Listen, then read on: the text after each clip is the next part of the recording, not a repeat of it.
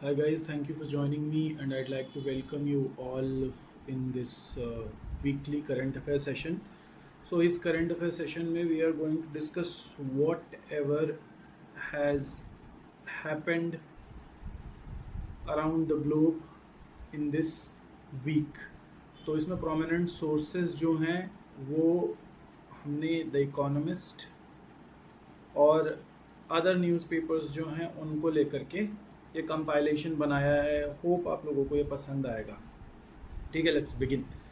तो अभी जैसे कि आप लोगों को पता है, अगर आप फॉलो कर रहे हैं, कि ईरान में कन्फ्लिक्ट जो चल रहा है विद यूएस, उसमें बीच में अभी एक ट्रूस हुई थी। ठीक है, एक सीज़ फायर हुआ था, लेकिन पूरा कंप्लीटली उसमें ट्रीटी नहीं हो पाई थी। दोनों में अंतर है। ट्रूस शॉर्ट टर्म के लिए होती है, ट्रीटी जब साइन हो जाती है तो वो लॉन्ग टर्म के लिए होती है। तो सीज़ फायर हुआ था, मतलब लड़ाई होना, गोली चलना बंद हो गई थी। लेकिन अभी कुछ टाइम के बीच में क्या हुआ कि फिर से वाशिंगटन, देखिए वाशिंगटन और तेहरान, वाशिंगटन यूएस की कैपिटल है और तेहरान ईरान की कैपिटल है। तो जब भी हम ऐसे कंट्रीज़ को देखते हैं तो हम क्या रेफ़र करते हैं, उनकी कैपिटल से। तो यूएस और ईरान के बीच में फिर से ट्रेड टॉक जो है तो ख़त्म हो गया है। यहाँ पे देखिएगा, बाईलेटरल का मतलब होता है जहाँ दो पार्टीज़ होती हैं। मल्टीलेटरल का मतलब होता है जहाँ पे एक से ज़्यादा, दो से ज़्यादा पार्टी होती हैं, मोर देन टू। टू हो गया बाईलेटरल। और यूनिलेटरल यानी वन। यूनिलेटरल मतलब जहाँ पे एक आदमी ने एक्शन लिया है। ठीक है जी। तो अभी यहाँ पे वॉशिंगटन और तेहरान के बीच में जो है तो ट्रेड नहीं, टॉक्स ख़त्म हो गए हैं, जिसकी वजह से डोनाल्ड ट्रंप ने फिर से बोल दिया कि ये जो स्ट्रेट ऑफ हॉर्मुज़ है, इसको जो है तो ब्लॉक कर दिया जाए। अगर आप वर्ल्ड मैप में देखेंगे तो ये हो गया अपना इंडिया, ये हो गया चाइना, ये हो गया रशिया, ये हो गया आपका यूरोप, ये हो गया अफ्रीका। ठीक है। और यहाँ पे ये हो गया मंगोलिया, इधर आपके जापान, साउथ कोरिया, ये सब आ जाते हैं। यहाँ इंडोनेशिया हो गया। तो अब देखिए, ये जो पूरा एरिया है, this area is oil producing. सबसे ज़्यादा ऑयल मिलता है यहाँ पे। और इस ऑयल को आप दो तीन तरीक़ों से लेके आ सकते हो। सबसे पहला तरीका जो है, जो मेजर तरीका है जिसमें सबसे ज़्यादा ट्रैफिक आता है, वो इंडिया में आएगा। कहाँ से? यहाँ से। अब इसको जो है तो ईरान ने इफेक्टिवली स्ट्रेट ऑफ हॉर्मुज़ को जो है तो ये जो एरिया है, इसको क्लोज़ कर दिया। तो जो 60% इधर का जो ट्रैफिक है जो हमारे यहाँ पे आता है, वो स्ट्रेट ऑफ पर्सियन गल्फ से होता हुआ, स्ट्रेट ऑफ हॉर्मुज़ से होता हुआ, स्ट्रेट ऑफ ओमान की तरफ आता है। तो ये पूरा क्या हो गया है, ये क्लोज़ हो गया है, जिस वजह के एलपीजी की शॉर्टेज आप देख रहे हो, क्योंकि टैंकर्स आ नहीं पा रहे हैं, बड़े बड़े टैंकर्स। और जिस वजह से पेट्रोल और डीजल की प्राइजेस बढ़ रही है। गवर्नमेंट इसीलिए E20 को पुश करने की कोशिश कर रही है, क्योंकि इससे क्या है, हमारे फॉरेक्स बचेंगे, क्योंकि हमारे फॉरेक्स भी बहुत डिप्लीट हो गए हैं। अब देखिए, सप्लाई तो बढ़ ही रही है, सप्लाई तो सेम ही है। अगर हम ज्यूम करें तो जैसे पितला पेट्रोल पहले होता था, अभी भी है, लेकिन डिमांड जो है तो अचानक से, सॉरी, अब अभी यहाँ पे हम ऐसे समझ सकते हैं कि डिमांड बढ़ रही है या डिमांड लगभग सेम है, सप्लाई यहाँ पे कम हो गई है, क्योंकि ये पॉइंट चोक हो गए हैं। ठीक है। तो हम यहाँ पे देखेंगे कि प्राइसेस बढ़ गए हैं। तो प्राइसेस, अब हम जब ऑयल ख़रीदेंगे तो हम कैसे ख़रीदेंगे? हमको डॉलर्स में पे करना पड़ेगा। हमारे पास है क्या? रुपी। तो हम डॉलर्स ख़रीदेंगे। अब आज के डेट में डॉलर्स की अराउंड 95 रुपीज़ पर डॉलर हो गया है, इज इक्वल्स टू $1। तो इस वजह से हमारे फॉरेक्स जो है तो कम हो रहे हैं, क्योंकि हमारे पास डॉलर अब बच नहीं रहे हैं। तो इसीलिए मोदी जी का कहना कि ऑयल कम कंज्यूम करिए आप, पेट्रोल थोड़ा सा कम यूज़ करो, है ना, ये सारी चीज़ें। तो अभी हमने देखा कि फिर से अटैक्स चालू हो गए हैं। तो यहाँ पे ईरान के ऊपर यूएस अटैक कर रहा है। और यूएस क्या है, यूएई, ओमान और जो भी अलग अलग बेसिस हैं, क्या है, क्योंकि यूएस तो बहुत दूर है, तो यहाँ से वहाँ तक तो अटैक कर नहीं सकते। तो यहाँ पे जो इनके मिलिट्री बेसिस हैं मिडिल ईस्ट में, उसमें ईरान अटैक कर रहा है। ठीक है। अब इस वजह से आप देखेंगे कि ईरान ने अभी रिसेंटली एक ऑयल टैंकर था, इंडिया का ऑयल टैंकर, जो स्ट्रेट ऑफ हॉर्मुज़ से यहाँ से पास हो रहा था, उस पर अटैक किया। और उस वजह से हमारे यहाँ के कुछ सेलर्स की डेथ हो गई। ठीक है। अब जब भी ये सब चीज़ें मार्केट से जुड़ी होती, तो जब भी हम देखते हैं कि डिमांड सर्ज करती है और सप्लाई जो है तो कम हो जाती है, क्या होता है, प्राइस बढ़ जाता है। ठीक है, अगर आप ये ले लें, ये प्राइस, ये ले लीजिए क्वांटिटी। जैसे ही क्वांटिटी डिमांड, प्राइस जो है तो बढ़ेगा जब हमारी क्वांटिटी डिमांडेड बढ़ेगी। ठीक है, तो ये हो गया लॉ ऑफ डिमांड। अब ये सारे कहाँ लिंक रहते हैं, मार्केट में ट्रेडिंग होती है। मार्केट में जो है तो ब्रेंट क्रूड ऑयल जो होता है, तो एक क्रूड ऑयल एक तरह से समझ लीजिए एक ऐसा पदार्थ है जिसमें सब कुछ है। फिर इसको रिफ़ाइन किया जाता है और इसको अलग अलग लेवल पे रिफ़ाइन के बाद प्रोडक्ट्स बनाए जाते हैं। उस प्रोडक्ट्स में पेट्रोलियम रिलेटेड प्रोडक्ट्स जो भी होते हैं, जैसे कि पेट्रोल हो गया, डीजल हो गया, आपकी सीएनजी भी इसी से निकल रही। सीएनजी खैर अलग चीज़ है, बट पेट्रोल के ऊपर रहती है, क्रूड ऑयल के ऊपर होता है जो गैस, उसको सीएनजी बोलते हैं, कंप्रेस्ड नेचुरल गैस। उसी तरह जो है तो आपके सारे मेकअप के जो प्रोडक्ट्स हैं, ये सब कुछ। तो अभी जो है तो इस वजह से फिर से इंस्टेंटली हम देख रहे हैं कि प्राइसिंग बढ़ गई है, और जिस वजह से शिपिंग लेन्स जो हैं सिर्फ 20% का अराउंड जो है तो शिपिंग में हम ये समझ रहे हैं कि डिसरप्शन हो रहा है। अब इसका एक ऑल्टरनेटिव क्या हो सकता है, इसका ऑल्टरनेटिव है Panama canal. Panama canal alternative इसलिए है कि अगर वहाँ से सप्लाई नहीं हो रही है, देखिए, तो अब यहाँ से इस तरफ से शिप्स जाएं, कहाँ से शिप्स जाएं, इस तरह से शिप्स जाएं। यहाँ पे स्ट्रेट ऑफ जिब्राल्टर है, इसके बारे में भी हम आगे पढ़ेंगे। जिब्राल्टर जो है तो यूके का एक हिस्सा है, तो ये जो शिप्स हैं वो यहाँ से जाएंगी।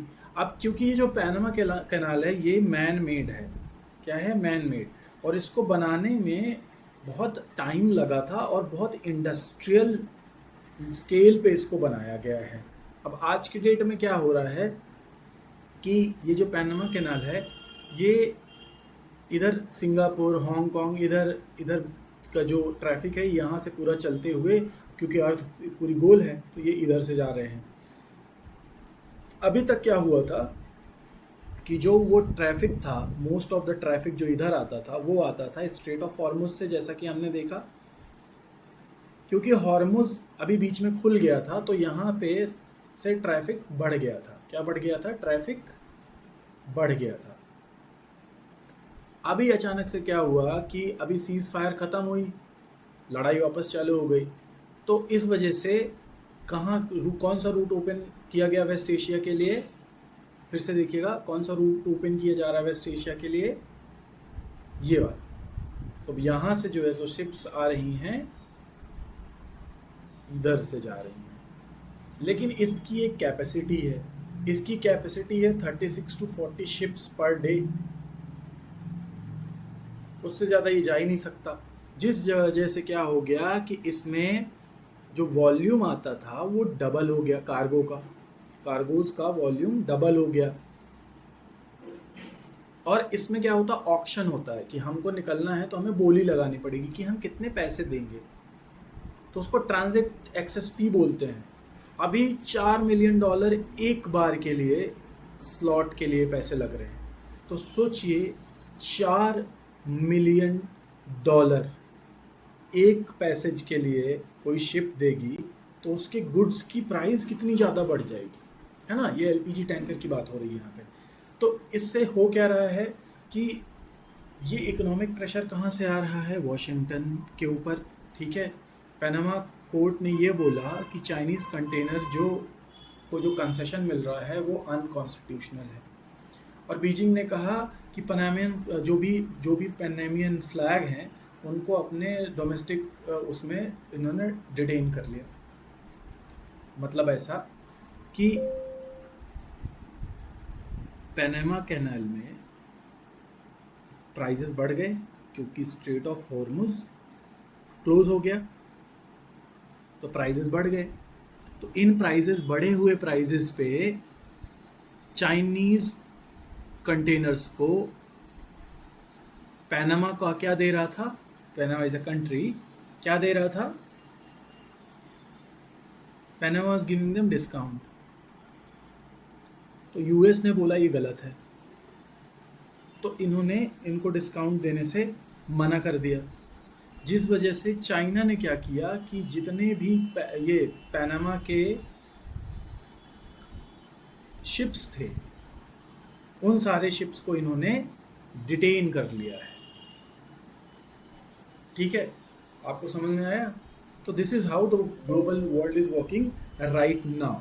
अब ये क्रोनोलॉजी आप देख लीजिएगा अगर आप के ज़रूरत के हिसाब से, एग्ज़ाम के ज़रूरत के हिसाब से है तो। अब इसमें आप क्या देख सकते हैं, अगर इंटरनेशनल रिलेशन ऑफ PSIR के आप स्टूडेंट है तो अल्फ्रेड थेयर मेहान ने एक थीसिस दी थी कि नेशनल पावर कहाँ से डिराइव होती है, आपकी समुद्र में क्या सुप्रीमेसी है, नेवल सुप्रीमेसी से।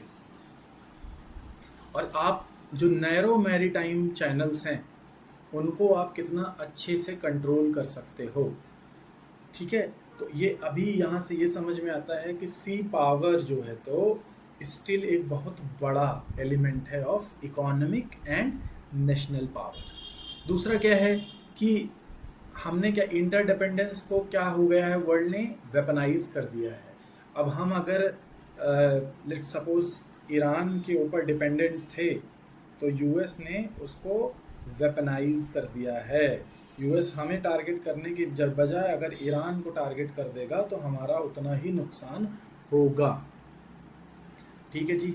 अब जैसे इनको चाइना को नुकसान पहुंचाना था तो इन्होंने पैनामा को टारगेट किया और चाइना ने यूएस के उसमें बिहाफ में, एक्शन की बिहाफ में पैनामा को टारगेट कर लिया, है ना। तो इसमें स्ट्रैटेजिक और जो ऑटोनॉमी है एक तरह से, उसमें भी एक कैसे हम अपने आप को एक इस तरह के वर्ल्ड में हैंडल करें, स्पेशली स्मॉल स्टेट्स, उनको कैसे मैनेज करना है। ठीक है जी। फिर इसमें हम देख रहे हैं कि अब जैसे फ्रेश वाटर्स हैं उनको कैसे हम सप्लाई करें, जहाँ पे फ्रेश वाटर की सप्लाई कम है तो उसके लिए हम ट्रेडिशनल स्टेट रेगुलेशन को कैसे ख़त्म कर सकते हैं। इंडिया में इसका सीधा सीधा है भाई, इंपोर्ट इन्फ्लेशन बढ़ जाएगा। जब हाई कॉस्ट बढ़ेगी अल्टरनेटिव रूट्स की तो हमारे यहाँ एनर्जी तो है ही, डिमांड तो रहेगी, तो हमें ज़्यादा पैसे देने पड़ेंगे।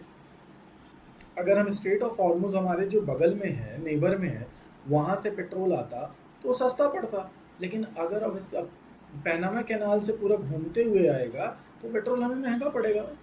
ठीक है, तो उसमें हम क्या कर सकते हैं, हम डाइवर्सिफाई कर सकते हैं, अलग अलग रूट्स निकाल सकते हैं, जैसे कि नॉर्थ साउथ ट्रांसपोर्ट कॉरिडोर, ताकि हमें ये वल्नरेबल चोक पॉइंट्स जो हैं उनसे थोड़ा राहत मिल सके। अब इंडिया क्या सपोर्ट, इंडिया किसकी बात करता है, सागर पॉलिसी की, security for and growth for all in the region, जिसमें यह है कि इंडिया नेवी जो है तो हमेशा ये जो ग्लोबल मैरीटाइम चैनल्स हैं उनको प्रोटेक्ट करे और इसमें जो है तो अवेयरनेस बना के रखे। ठीक है, अब यह एक क्वेश्चन आएगा यहाँ पे इस यूपीएससी के लिए जो भी है कि the weaponization of global maritime choke points reflect an enduring relevance of Mahanian realism over liberal institutionalism. इसको कैसे इवेल्युएट करना है, तो शायद इसको आप ये पूरा जो देख सकते हैं और इस पर आप इसको इवेल्युएट कर सकते हैं। अब इसमें ऑफेंसिव रियलिज्म की बात हो रही है, सिक्योरिटी डिलेमा और सिक्योरिटाइजेशन की बात हो रही है। ऑफेंसिव रियलिज्म क्या है कि जब हमें अपने सेल्फ प्रिजर्वेशन के लिए ऑफेंसिव नेचर को यूज़ करना पड़ेगा, जैसे कि ईरान कर रहा है। ईरान को अटैक किया था यूएसए ने।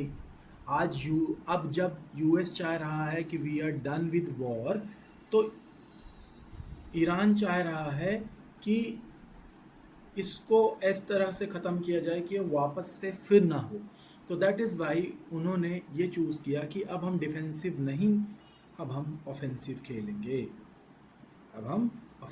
खेलेंगे। दूसरा सिक्योरिटी डिलेमा है, तो अब इनको क्या है कि यूएस को ऐसे लग रहा था कि तेहरान जो है तो इनरिचमेंट कर रहा है किसका, न्यूक्लियर बॉम्ब्स का, राइट। उनको लगता था कि ये न्यूक्लियर एनरिचमेंट कर रहा है, तो अब इसकी वजह से यूएस ने उनको अटैक कर दिया और इनको ये लग रहा था कि यूएस इन पे अटैक करेगा, इसलिए एनरिचमेंट कर रहे थे। तो दोनों एक लूप में फंसे हुए हैं जो कि एवर गोइंग है। सिक्योरिटाइजेशन क्या हो गया कि जब हम शिपिंग सेफ्टी को as an existential national emergency मानते हैं, वाशिंगटन ये बोलता है कि इन छोटे छोटे मिलिट्री इंटरवेंशन से हम पर्शियन गल्फ या बाकी एरियाज़ को सही रख सकते हैं। मतलब बेसिकली ये लोग एक सिक्योरिटाइजेशन की बात करते हैं, ठीक है। 3 कोर जो है तो हमारे इम्पेरेटिव हैं जो वेस्ट एशिया में है इंडिया के। पहला एनर्जी सिक्योरिटी।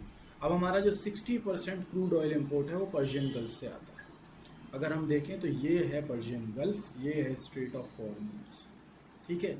अब ये जो पूरा एरिया है इसको चोक कर दिया गया तो हमारी सप्लाई बहुत लिमिटेड हो गई। दूसरा, जो हम रशियन ऑयल ले रहे थे उसको यूएस ने बंद कर दिया। क्या बोला हमको कि हमें टैरिफ्स लगाएगा, है ना। दूसरा क्या है कि 8.5 करोड़ से ज़्यादा जो इंडियन सिटीजन हैं वो गल्फ में रहते हैं, और इस तरह की इंस्टेबिलिटी जो है, उस तरह की इंस्टेबिलिटी से क्या होगा कि हमारे जो डॉलर का फ्लो है, रेमिटेंसेस है, वो कम हो जाएगा। और ऑलरेडी हम फॉरेक्स शॉर्टेज में हैं हमारे पास। तीसरा क्या है कि हम ईरान में एक पोर्ट बना रहे थे जिसका नाम था चाबार, और अभी क्या हुआ, यूएस ने इसी को बॉम्ब कर दिया। तो इस तरह के उसमें हम अपना जो है तो रूट कैसे पाकिस्तान को बाईपास करके, क्योंकि ये हो गया इंडिया, ये हो गया पाकिस्तान और ये हो गया ईरान और ये ऊपर अफ़गानिस्तान है। तो अगर पाकिस्तान को बाईपास करके हमें ईरान से अपना रूट रखना है तो कैसे रखना है।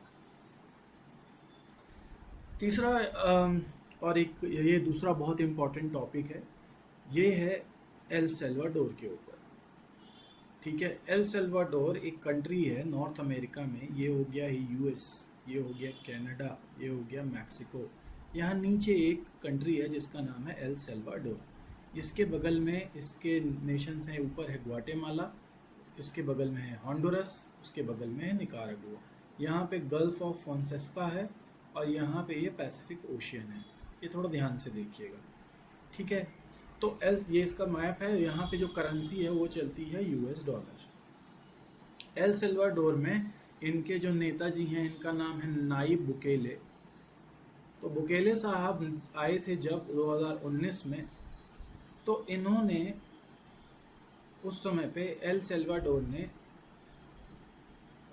नाइब बाद में आए थे। 2019 में एल सल्वाडोर ने एक लिमिट सेट करी कि कोई भी प्रेसिडेंट 5 ईयर के टर्म में होगा, ठीक है। In 2021 a packed constitutional court permitted immediate re-election.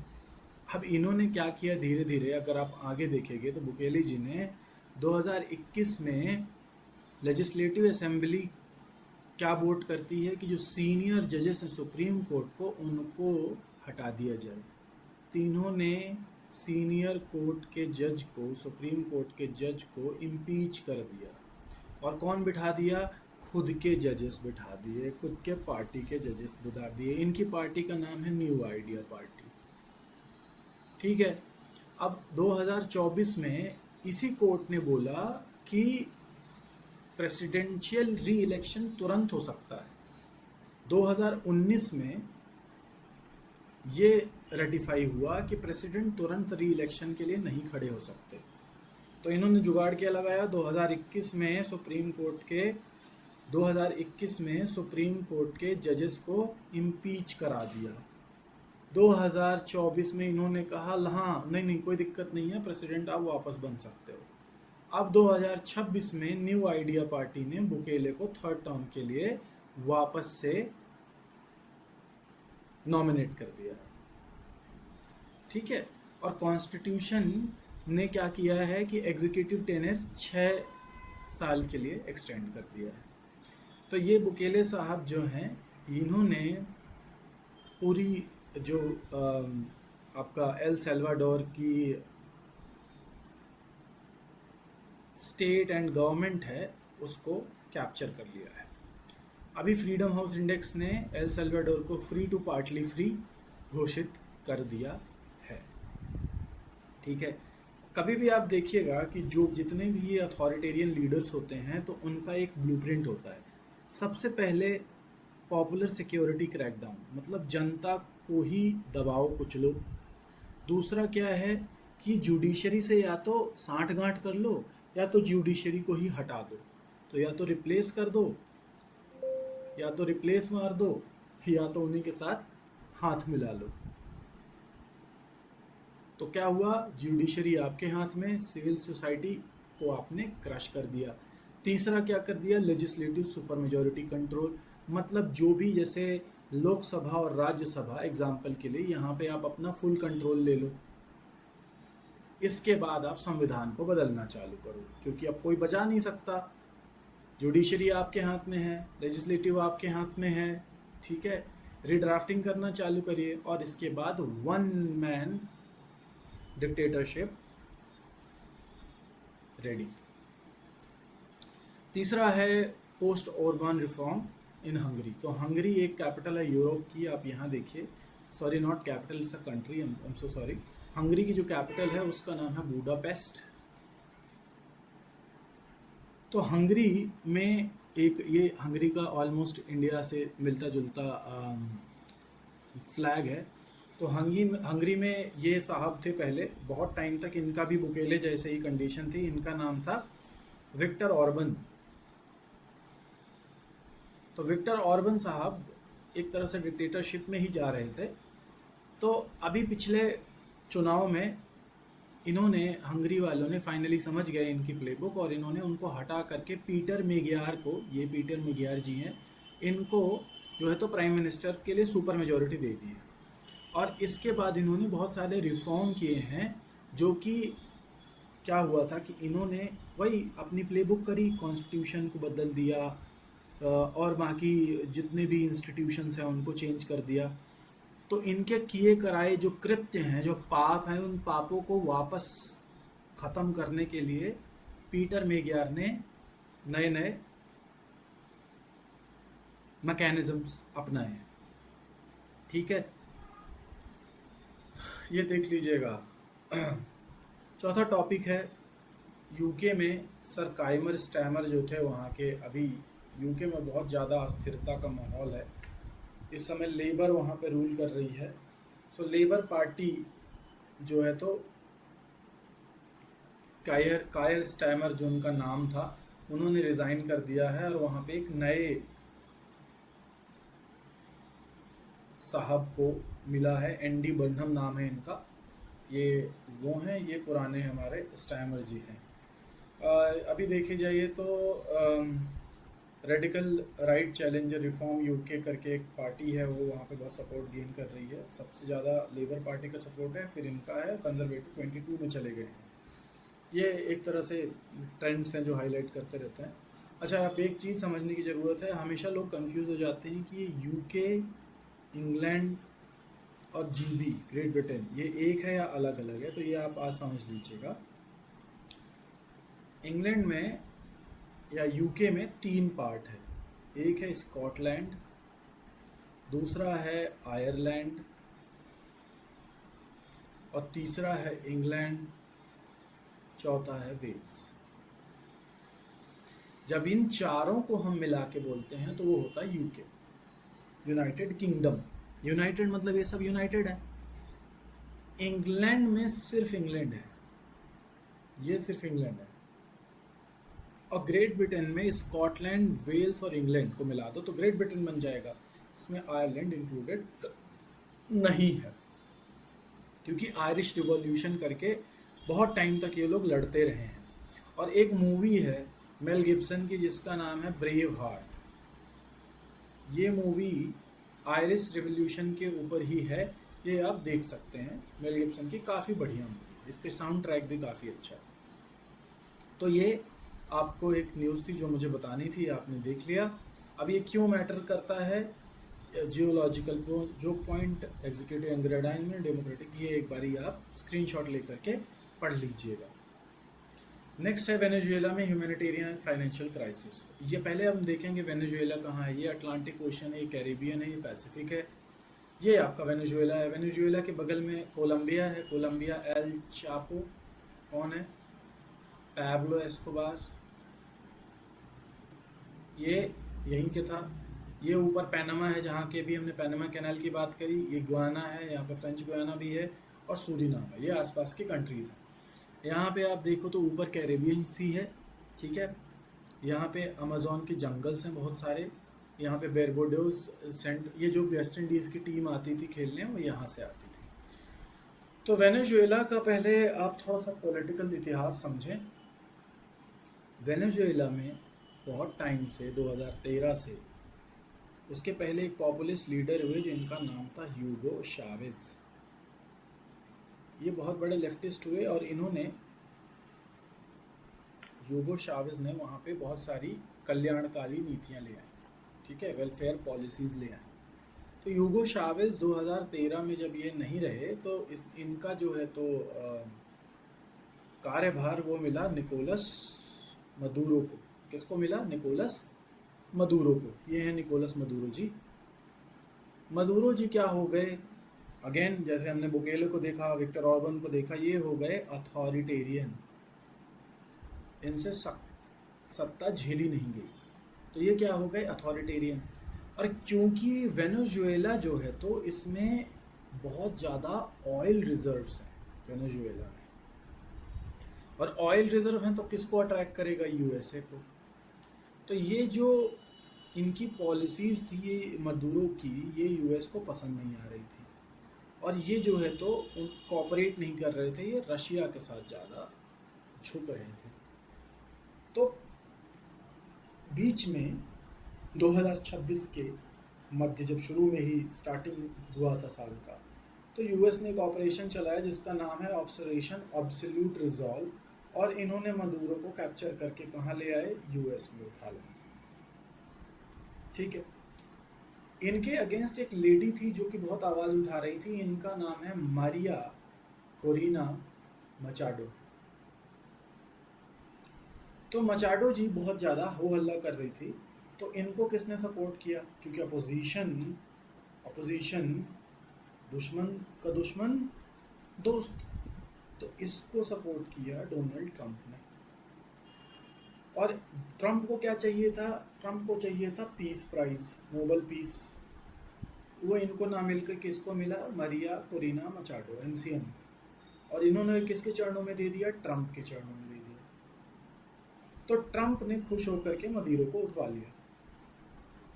अब कायदे से मदुरो उठ गए तो इनको बनना चाहिए था, लेकिन इनकी जगह ये जो मैडम है, ये मैडम, इनको बना दिया गया वेनेजुएला का इंटरिम प्रेसिडेंट, ठीक है जी। ये पहली बार नहीं है कि यूएस ने किसी और को, किसी वर्ल्ड लीडर को अपने यहाँ से किडनैप किया है या कैप्चर किया है। 1901 में इमिलियो युगिनार्डो शायद फिलीपींस के थे ये। 1990 में मैनुअल नोरिएगा पैनामा के थे, अभी पैनामा कैनाल अभी हमने पढ़ा। सद्दाम हुसैन 2003 इराक में, और अब मदुरो को। यूएस हमेशा प्रॉक्सी वॉर खेलता है, डायरेक्ट कभी अटैक नहीं करता। तो ये डायरेक्ट अटैक का एक वो था। अभी रिसेंटली हुआ क्या? क्योंकि अब देखिए वेनेजुएला में, अभी मैंने बताया आपको कि यूएस के अगेंस्ट गवर्नमेंट काम कर रही है, तो यहाँ पे अभी 2 मेजर अर्थक्वेक स्ट्रक किए जिसमें 5000 से ज़्यादा लोगों की डेथ हो गई। तो यहाँ की गवर्नमेंट ने क्या बोला कि हमें इंटरनेशनल मॉनेटरी फंड में कुछ पैसे दे दीजिए ह्यूमैनिटेरियन रिलीफ और रिकंस्ट्रक्शन के लिए, जिसको स्पेशल ड्राइंग राइट भी बोला जाता है, ठीक है। तो अब जिस तरह से इनके ऊपर क्राइसिस, पहली बात तो इकोनॉमिक क्राइसिस है इनके पास, यूएस ने इन पे बहुत ज़्यादा सैंक्शन लगा रखा है। तो अब यहाँ पे डिबेट उठ गया कि क्या इस तरह की कंडीशन में एसडीआर मिलना चाहिए या नहीं मिलना चाहिए, तो ये एक मुद्दा है, ठीक है। अब ये स्पेशल ड्राइंग राइट आईएमएफ का एक हिस्सा है। आईएमएफ में क्या होता है कि हर कंट्री का एक शेयर होता है जो उसको कंट्रीब्यूट करना पड़ता है। फॉर एग्जांपल इंडिया का अराउंड 2% है, और उसके बाद हम कुछ पैसे वहाँ से ले सकते हैं। 1991 में जब हमारे पास हमें एलपीजी करना पड़ा था और हमारे पास फॉरेक्स नहीं थे, तो हमें इन्हीं के शरण लेनी पड़ी थी। लास्ट न्यूज़ जो है तो वो आ रही है यहाँ आपके यू के एक छोटा सा हिस्सा है जिब्राल्टर। वहाँ से देखिए, यूके ने हमेशा से कॉलोनीज बनाई थी। धीरे धीरे जब वो कॉलोनीज को क्या करता गया, इंडिपेंडेंस देता गया, तो कुछ certain area of special geographical interest जिनको उसने रख लिया। वैसे ही कि छोटा सा एरिया है यहाँ पे जिब्राल्टर। अब ये देखिए पूरा स्पेन है, यहाँ पे एक छोटा सा एरिया है, इतना बड़ा सा एरिया है, ये समथिंग लाइक दैट। तो इस एरिया को बोलते हैं जिब्राल्टर, और इसी के नाम पे पड़ा है स्ट्रेट ऑफ जिब्राल्टर। और ये जो स्ट्रेट ऑफ जिब्राल्टर है वो मोरक्को और स्पेन के बीच में है, और ये यहाँ पे अटलांटिक ओशियन है, यहाँ पे आपका मेडिटेरेनियन सी है, और यहाँ पे एल्बोरान सी है। अब ये अफ्रीका और यूरोप की एक तरह से बाउंड्री भी क्रिएट करता है, और यहाँ से भी शिप्स जाती है कहाँ, फिर पैनामा कैनाल। तो इस पर्टिकुलर एरिया में क्या था, पहले यूके किसका हिस्सा था, यूरोपियन यूनियन का। तो ये यहाँ के लोग पूरे यूरोप में कहीं भी जा सकते थे, क्योंकि there something called Schengen area. Schengen area एक ऐसा एरिया है जो कि ईयू के जो भी मेंबर्स हैं वो आपस में बिना पासपोर्ट के कहीं भी जा सकते हैं, जैसे हम इंडिया में जा सकते हैं। तो 2016 में क्या हुआ कि ब्रेक्सिट हो गया, ब्रिटेन जो है तो एग्जिट कर गया यू कहाँ किससे, ईयू से। And when Brexit happened, then जो शेंजन एरिया का एक्सेस है वो भी ख़त्म हो गया। अब जब शेंजन एरिया का एक्सेस ख़त्म हो गया तो जिब्राल्टर के लोग हैं वो कहीं नहीं जा सकते थे। क्यों? क्योंकि उनको स्पेन जाने के लिए फिर पासपोर्ट की ज़रूरत पड़ेगी, फिर स्पेन से आगे जाने के लिए पासपोर्ट की ज़रूरत पड़ेगी, तो ये इनकन्वीनियंसेस थी। तो इसके लिए इन्होंने एक डॉक्यूमेंट साइन किया है, ऑफिशियल बॉर्डर चेक ख़त्म कर दिया इन्होंने, और इसको शेंजन फ्री मूवमेंट सिस्टम की तरह जोड़ दिया। अगर हम देखें तो जिब्राल्टर ब्रिटिश ओवरसीज टेरिटरी थी। ब्रिटिश ओवरसीज टेरिटरी मतलब वो टेरिटरी जो ओवरसीज है ब्रिटिश की। इसको ट्रीटी ऑफ यूट्रेक्ट 1713 के बाद ब्रिटिश के हाथ में थी। स्पेन हमेशा से अपनी सॉवरेनिटी जिब्राल्टर पे क्लेम करते जा रहा था, लेकिन अब यहाँ पे देख रहे हैं कि जब इनके बीच में कॉपरेशन है, टेरिटरियल डिस्प्यूट को ख़त्म करो। PSIR की एक थ्योरी है नियो फंक्शनलिज्म और रीजनल इंटीग्रेशन, जिससे ईयू हम देखते हैं कि नियो फंक्शनलिज्म में फंक्शनल बेसिस पे हम एक दूसरे को अट्रैक्ट करने की कोशिश करते हैं। ठीक है, तो अब ये देखिएगा, एक डिस्कशन के लिए मैं आपको टॉपिक बता देता हूँ कि जिस तरह से रेपिड पर्ज हो रही है ऑर्बन के लॉयलिस्टों की हंगरी में, कि ताकि रूल ऑफ लॉ स्टोर किया जाए, तो क्या ये रिटेलिटरी कॉन्स्टिट्यूशनलिज्म का एक हिस्सा हो सकता है? रिटेलिएटरी कॉन्स्टिट्यूशनलिज्म मतलब आप कॉन्स्टिट्यूशन का यूज़ करके रिटेलिएट कर रहे हो किसी के लिए। तो ये एक मुद्दा है जो कि हम देख सकते हैं। सो ऑटोक्रेटिक लीगलिज्म एक देख लीजिएगा, सिक्योरिटाइजेशन हो, ये पढ़ लीजिएगा। अगर कोई भी डाउट होता है तो leave a comment, and please do like and subscribe. Thank you so much and have a good one.